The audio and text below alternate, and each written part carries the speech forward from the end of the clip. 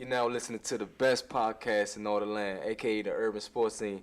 Today we talking all things NBA, playoffs, draft, lottery, and LeBron's next destination. Also, we talk NFL news, laugh out loud, and real talk. But right now, Tip, bring us in. I never let you down, I'ma shine on sight. Keep your mind on your grind and off of mine's alright, right? Hard, I'ma ball on those squares. I float the $250,000 cars everywhere I go. I know in the lead it may seem me might be, but no matter what they doing, they don't do it like me. Like a G, I hold it down for the town I'm at. In a flash like that, recognize I'm Twitter.com/Urban Sports Scene. You can reach us. Shout out to Dallas Cowboy Blue. Keep them tweets coming. Joined as usual by my man Fish, Jeff Fish Walters, a.k.a. Jada Fish, a.k.a. Luda Fish. I'm just messing with you. What's up, cuz? Say something to the people. Glad to be back as usual. For sure. I'm also joined by the greatest assistant coach in the nation, Wale Kenzo, who in college bought Foxy Brown on DVD because he loved Pam Grier so much. That's true. Hello. Oh, that was whack. And coming back to us after being out for a week, he was sick, and we glad he's doing well. He's back with his Will T. Shorter, the dictator. What's up, dog? What's going on? Happy to be back, man. And we got a special guest like we did last week. We had Coach Al up in here last week, Alec Kenzo, man. We were blessed by his presence, and now we're blessed with another man who is also a coach. But until he grows a bush for his team to win like Wale did, he won't be the best assistant coach. And that's the former center. Backup center. I'm just joking. Big Ron, what's up, man? What's up? Glad to be here. Anyway, we glad to be back with y'all another week, man. We getting better every week. Like I said, we at Twitter. You can follow us there. You can also follow us at podbean.com, iTunes. We're everywhere. It's the best podcast out there. But first and foremost, we want to talk about the NBA playoffs, man. The Lakers series started last night, and it looks like Oklahoma City was their hardest competition. Is that the way it's going to be for the playoffs, which I think? I think until they reach the finals, I think that's when they're going to meet their toughest opposition, preferably if they meet Boston. But I think during this series against the Suns, it's going to be pretty one-sided. I think the Lakers' length will be too much for the Suns to handle. You think it's going to be a sweep or something? Not necessarily a sweep. I could see 5 games, maybe 6, but I just think that Kobe got 6 days of rest.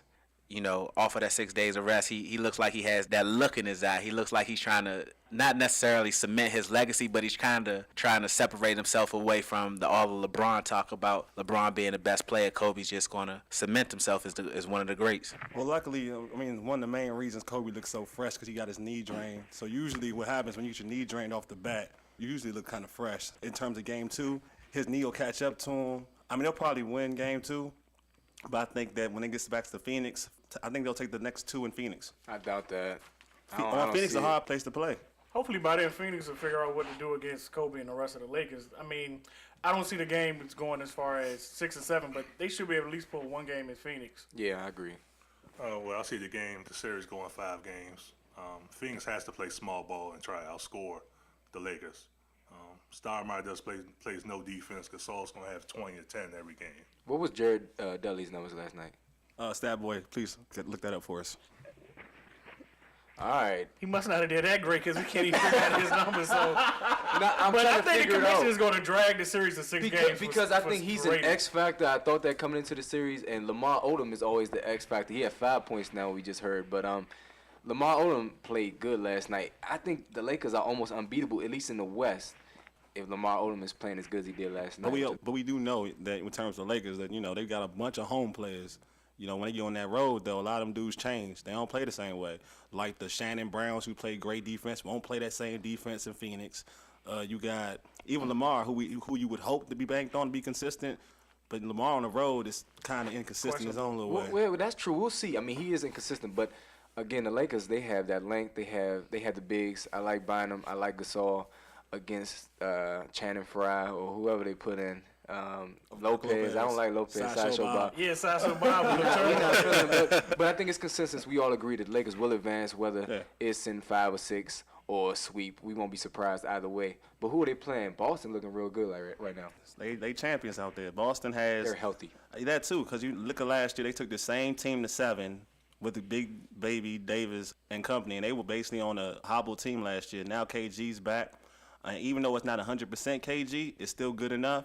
You got KG, you got Rondo, who's a lot better. You got Ray Allen from last year, who didn't play that well. This year, he's playing like Ray Allen. You got Paul Pierce. Now he's happy LeBron's not on him, so he can actually be aggressive.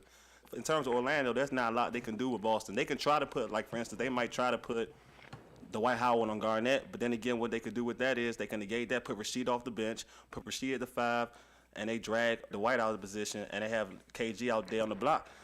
So there's nothing they can really, to me, that's a bad matchup for Orlando. Wow. Okay. All that. Go ahead. Well, Chris. I didn't want to cut you off, Wally, but pretty much Boston Celtics are pretty much telling the Orlando Magic, or Dwight Howard, can you beat us? Pretty much. We're going to take your threes away, and Dwight Howard, can you do something more than dunk? But, I mean, that is what it is. I mean, I expect Boston they were healthy this season in the playoffs. And you know what, veterans bring out their better game come playoff time.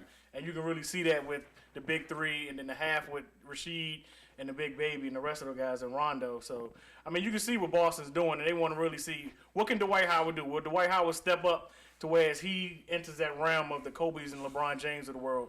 I mean, he's in commercials left and right, but can he actually prove it now? That's what I think.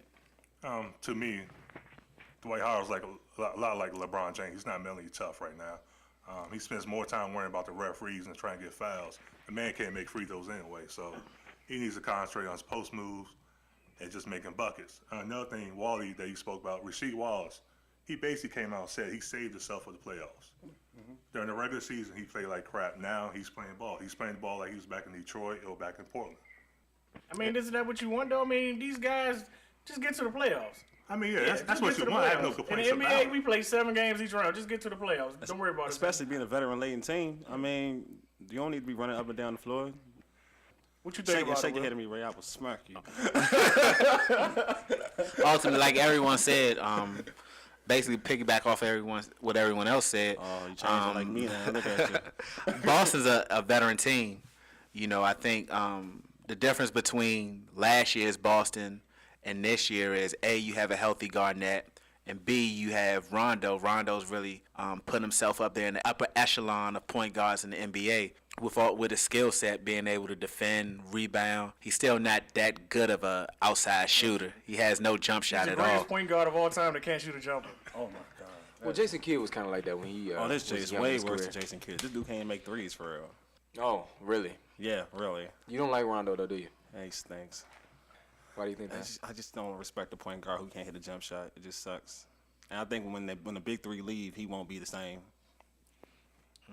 Yeah, I don't think so. We'll either. see. His game, I don't think he has. He doesn't have the talent to carry a team, but he's going to always need that big man with him to really contribute the way he is. But it is what it is. Let's make our picks. Who's winning this series? I'm going with Boston in 7.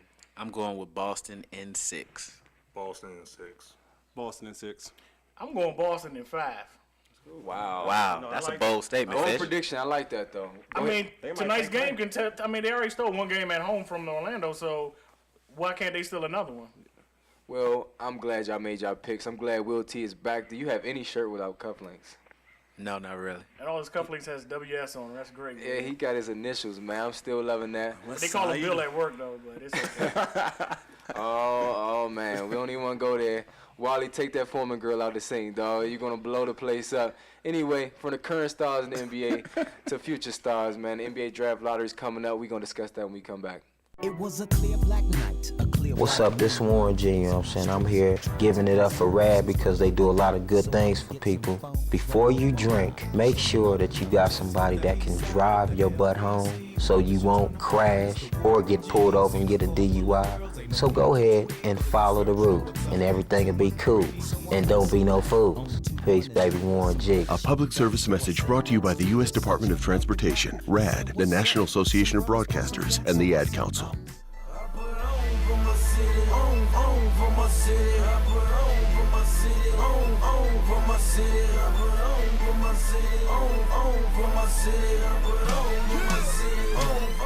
All right, man. We are back and we are excited as we just saw that the Washington Wizards got the #1 pick. And for those of y'all who don't know out there, we're broadcasting live for DC. Share your excitement with me, fellas. Go ahead. BJ, baby, he's come to town. John Your Wall. career is now over. Welcome to DC. Welcome to DC. Welcome. What was that, man? You don't Momo make no more songs, dog. comments, dog. Momo We get